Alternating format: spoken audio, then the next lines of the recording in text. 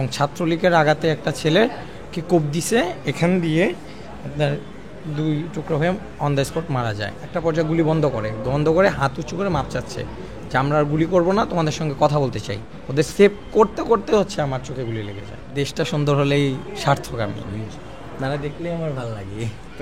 হ্যাঁ হ্যাঁ, রেল আন্দোলন থেকেই আপনাকে দেখলেই আমার ভালো লাগে। আপনি কি স্টুডেন্ট? হ্যাঁ। কোন জায়গায়? আমি রিসেন্টলি মালয়েশিয়া থেকে আন্ডার গ্র্যাজুয়েশন করে আসি কম্পিউটার সায়েন্সের ওপরে। এখন প্রিপারেশন ছিল যে একটু ব্রেক নিয়েছিলাম, নেক্সট ইয়ারে আবার ভর্তি হবো। এর মধ্যেই তো ওই আন্দোলন। কোথায় বসে? আমার গুলি লাগছে হচ্ছে নারায়ণগঞ্জ চাষারা হেরিটেজ স্কুলের সামনে। কারা করছে? পুলিশ গুলি করছে। এটা হচ্ছে আপনার প্রথমে তো হচ্ছে আমরা চাষারা কেন্দ্রীয় শহীদ মিনারে থাকি স্টুডেন্টরা। তো কিছুক্ষণ পরে আমাদের কাছে নিউজ আসে যে 2 নাম্বার রেলগেট দিয়ে ছাত্রলীগ ঢুকতেছে। তখন আমাদের একটা পয়েন্ট, আমরা ওখানে যাই, ইন্টার হতে দেবো না, কারণ 18 তারিখেও আমাদের গুলি লাগে। ওদিনকার অবস্থাটা আমরা দেখছি। ওদিনকে আমাদের মহিলা কলেজের একটা স্টুডেন্ট ছিল, মেয়ে, ওকে গুলি করে মারা হয়েছে, একটা ছেলেকে মারা হয়েছে। এবং ছাত্রলীগের আঘাতে একটা ছেলেকে কোপ দিছে, এখান দিয়ে আপনার 2 টুকরো হয়ে অন দ্য স্পট মারা যায়। তো ওই অবস্থা থেকে আমরা ওদিনকার প্রিপারেশন নিয়েছিলাম যে আমরা চাষারা কাউকে ইন্টার হতে দিব না। পরে হচ্ছে আপনার আনুমানিক 11টার দিক দিয়ে হচ্ছে গার্মেন্টসের যারা শ্রমিক ভাইরা ছিল ওনারাও আসে আমাদের সঙ্গে সময় দিতে। তো যখন ছাত্রলীগ এবং যুবলীগ হচ্ছে চাষারার কলেজ রুট দিয়ে ইন্টার হতে ধরে, তখন আমরা হচ্ছে রেলগেটের যে ক্রসিংটা ওটা নামাই দিই।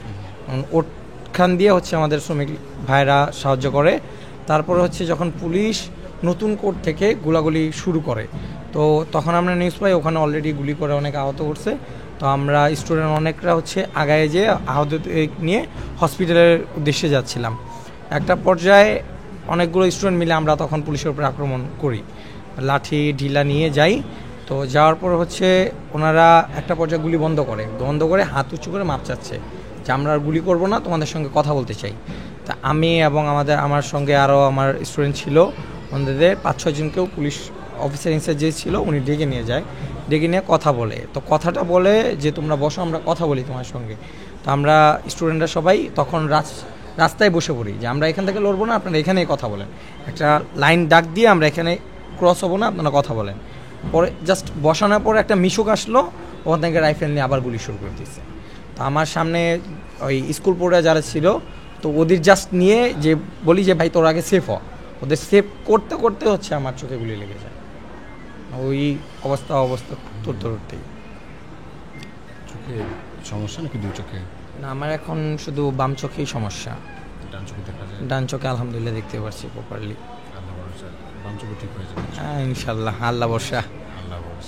কোনো টেনশন নেই, টেনশনের কিছু নাই। আপনি তো বীরের মতো কাজ করছেন, যা করছে বীর যেরকম করে না যুদ্ধে, বীরের মতো কাজ করছেন। এখন দেশটা সুন্দর হলেই সার্থক। আমি আমরা কিন্তু এখনো বিজয় উল্লাস করিনি।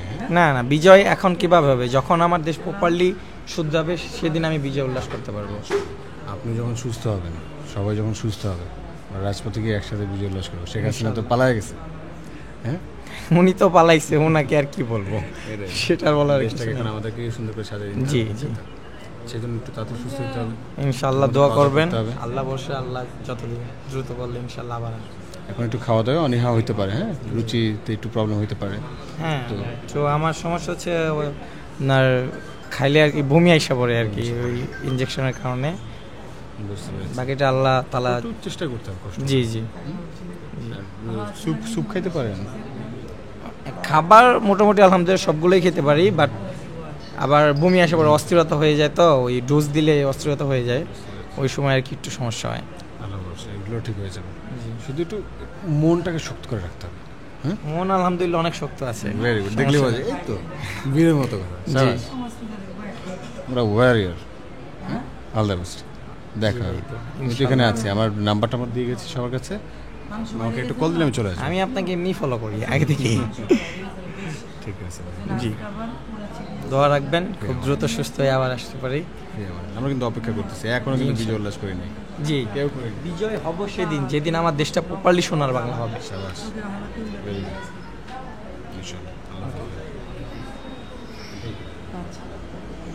যারা দেখছেন সবাই কমেন্ট করবেন, তথ্য জানাবেন। আমার আপন ছোট ভাই। কোথায় লাগছে? ওর হচ্ছে এখানে গুলি লাগছে, অন সাইড পায়ে আছে। দেখছেন দেশপ্রেমিক। ওই ফাইট করতেছে, আমরা যে হেসে দিছি, মানে ওদের কার্যক্রম থেকে আমরা হেসে দিছি। শাবাশ। হয়তো ওই যে পিঠে মধ্যে এখন গুলি আছে, ওই পায়ের বুঝে গুলি আছে।